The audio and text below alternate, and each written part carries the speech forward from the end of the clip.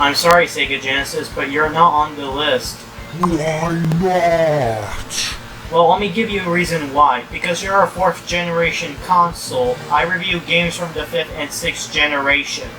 And besides, I never actually had nostalgia memories of you because I never owned a Genesis before. You play Sonic, right? Okay, maybe I did play some Sonic games, but that was from the Sonic Mega Collection for the PS2. But when are you gonna play my Genesis games? Maybe at the very end of Season 1 then I will, but as of right now I have no room for you. Screw it, the reason why you don't want me because you're a goddamn Sony fanboy! Well, excuse me for... Wait a minute. Oh no, the film's rolling.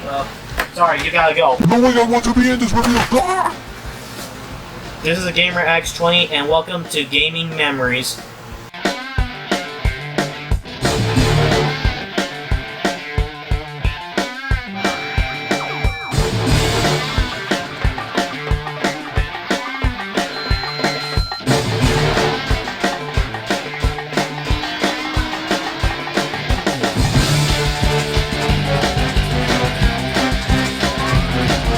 Today on Gaming Memories, we're tackling a game that is basically a spin-off clone that's from Sega's Crazy Taxi. The Simpsons Road Rage for the original Xbox. I'm not going to talk about the brief history of The Simpsons because everybody knows who they are already, but let me give you a short summary. The Simpsons was an adult comedy show debuted back in December 17, 1989 and still going on till this day. The show had over 30 seasons and a 31st season is on its way in late autumn 2019. The show is loved by fans, critics, and producers, even though some people, including SJWs, hated it because of the stereotypical characters and crude humor. Now that we got that out of the way, let's talk about this one game, which fans consider it to be the very first good Simpsons game ever made, named The Simpsons Road Rage. It is a game when you pick up a passenger and race to the destination, much similar to Crazy Taxi. Published by Electronic Arts, back when they were a well-respected company until they went haywire in the 2010s, and developed by Radical Entertainment, who would later make another Simpsons game 2 years later, but more on that later. Released on PlayStation 2 in November 24th, 2001, GameCube in December 17th, 2001, Game Boy Advance in June 30th, 2003, and the one I'm reviewing, Xbox, in December 1st, 2001. The reviews had received mixed to positive reception.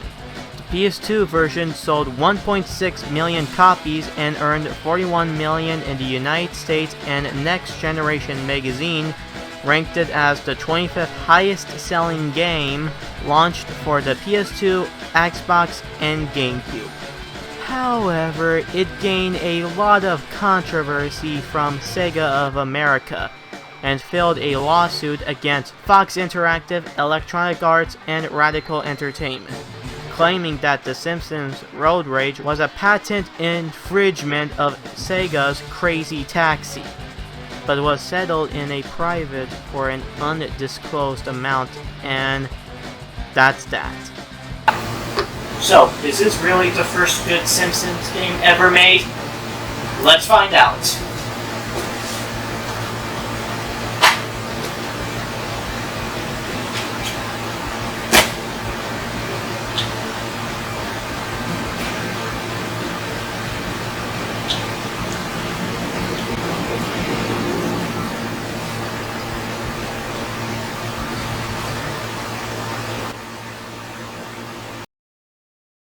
Mr. Burns has bought all transit systems in Springfield and has begun to create radioactive buses that threatens the public health.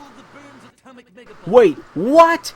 That's insane! Nobody wants to get on a bus filled with radiation.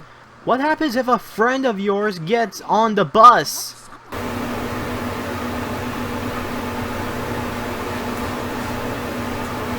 Where the hell is he? He's late. And he's supposed to deliver my package. Oh, there he is.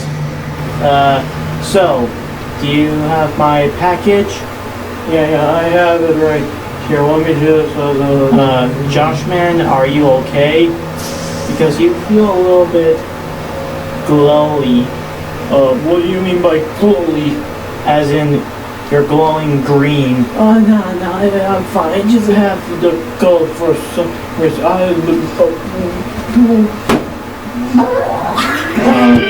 Josh man, are you okay? Josh? Yeah, I'm hoping sure he'll be fine.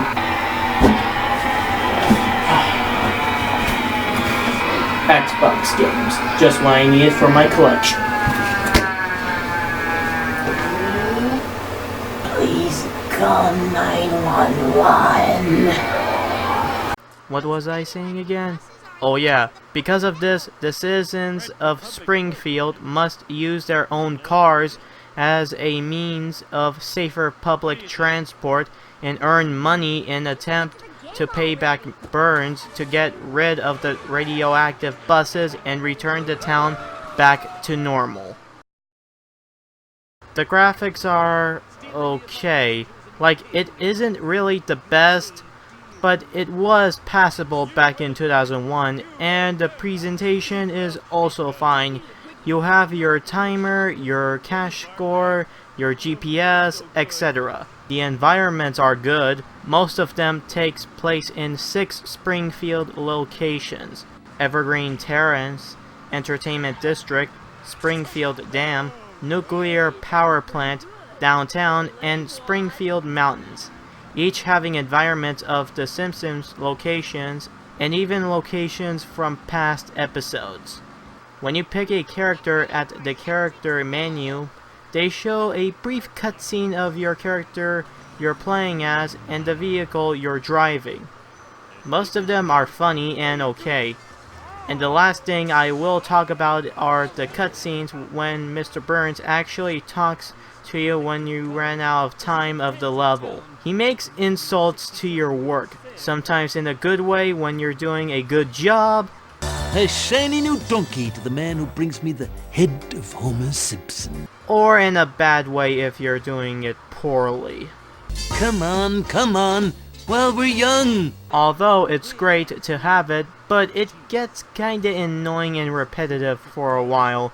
And no, you can't skip it, meaning you have to watch the exact same thing over and over again. The music is fine, but not that memorable. Take a listen.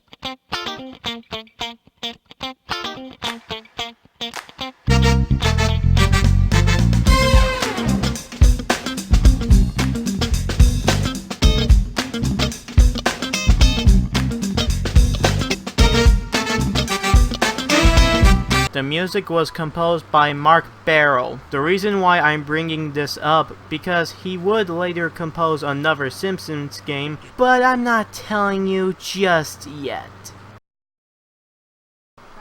The controls are okay, but can be sluggish sometimes. But it has the same functions as Crazy Taxi, but with no jump button, and has a different layout. The one feature that is interesting is the respawn button.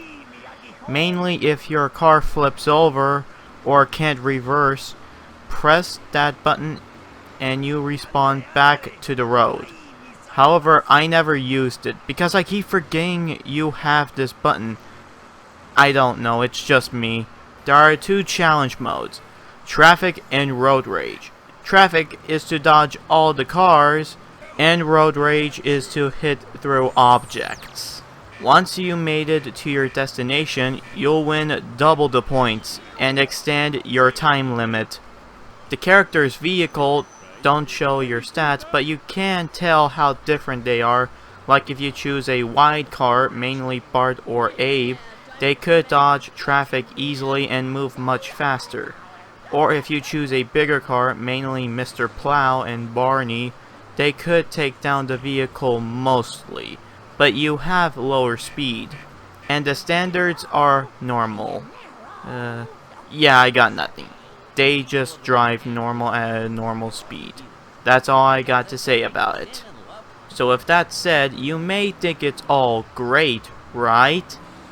Well, no. This is where the positivity stops, because there are some flaws, mainly 3, that just ruins the game. For the most parts anyway. I'm not saying it's bad, just want to reach out some of the major problems of the game. Number 1. The money counter. In order to complete the game, you must earn $1 million to beat the game. While you raise the money, you have the options to unlock more tracks or characters. But once in a while, you start to feel tired and instead unlocking more tracks rather than unlocking a new character. Once you unlock all the tracks, you have nothing left but to unlock characters. But it takes forever to unlock a character once you have a total amount of money.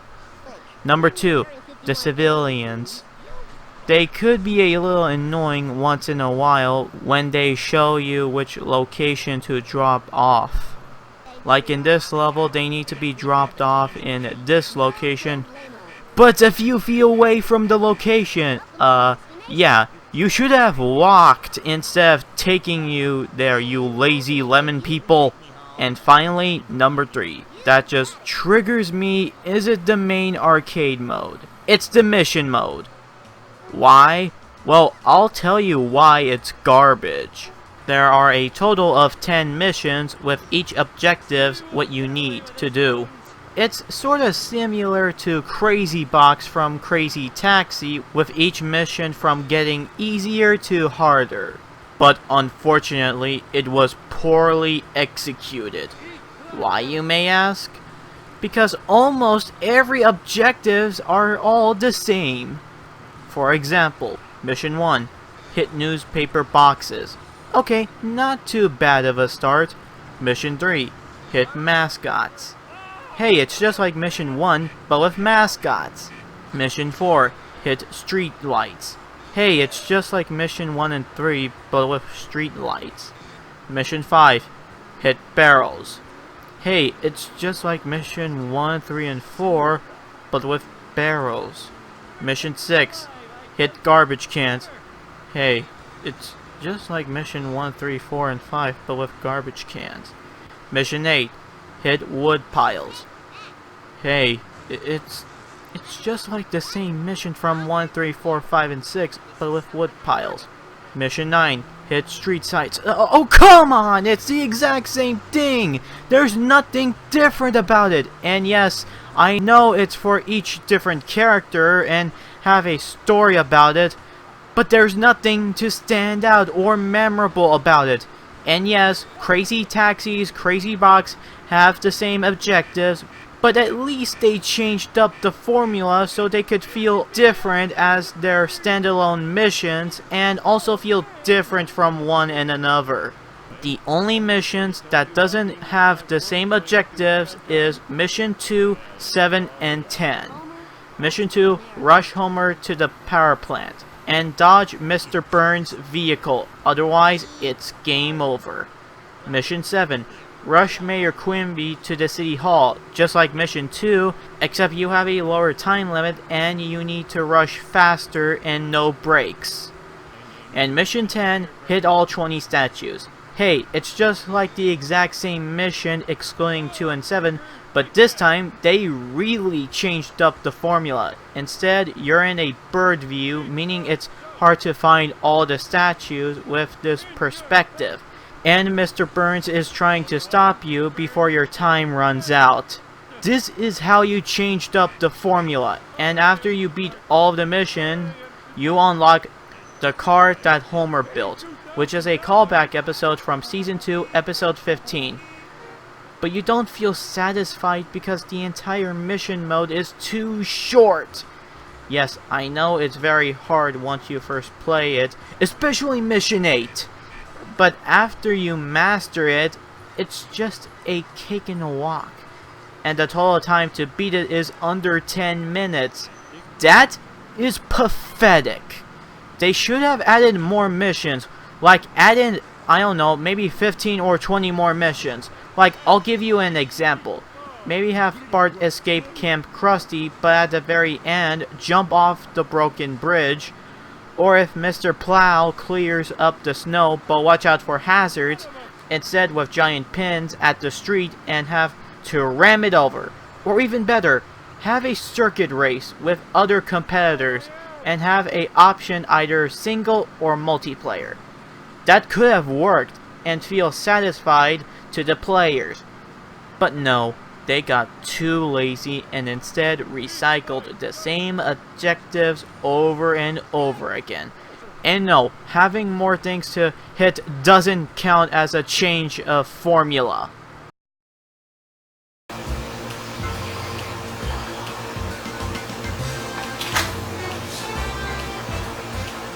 So, what are my final thoughts? Well, the controls are okay, but mostly sluggish sometimes. The graphics and environments, although blocky, but still had some good textures, and the town does represent Springfield back in 2001. It's an early Xbox game, so what do you expect? And finally, the characters still have its charm from the TV series, even though it was on its 13th season at that time. But it fails off shortly after with its repetitive objectives in mission mode, invisible boundaries that you couldn't see, and it gets boring after that. Because it takes forever to reach $1 million, and I didn't even bother playing the whole story at the end, because I have other games that I need to review on. So, as of this day, I will show you the ending in a following video if that day comes.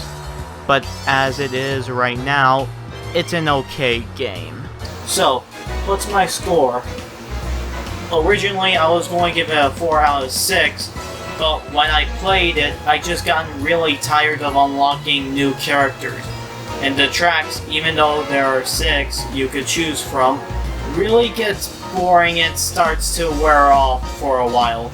And the mission mode was just so disappointing that my score just went down by a score off. So I'm sorry to say this, but I give The Simpsons Road Rage for the Xbox a 3 out of 6. I know people will get a lot of hate about this, but that's just my opinion, not yours. If you still loved it as a kid, that's fine. I'm not saying it's a bad game, it's just how I feel about it. Or felt. I just don't know anymore. Since this is the first time I'm playing it on a unbiased perspective, but if you're still not satisfied, then I'm sorry, you have mental problems. So, what happened after developer Radical made this game? Well, after that, they would later make another Simpsons game 2 years later, but unlike Road Rage, which is okay, this would be a classic and possibly the best video game based on a cartoon called The Simpsons Hit and Run. Now, I don't want to talk too much why it's so great, but it's like Grand Theft Auto, but with Simpsons characters. With good controls, a lot of references from past episodes, memorable Springfield locations, and finally, the music is great. Because Mark Barrow returned to compose the music, along with Jeff Timoshuk and Alan Levy. Although it still has some of the same problems that was from Road Rage, but it's all a minor nitpick. It's still enjoyable. I did own a PS2 version of it when I was a kid. I had fond memories playing it. However, I don't have my PS2 copy anymore. But I will get it again. Someday. This is GamerHacks20, and I'll see you guys next time. Thanks for watching.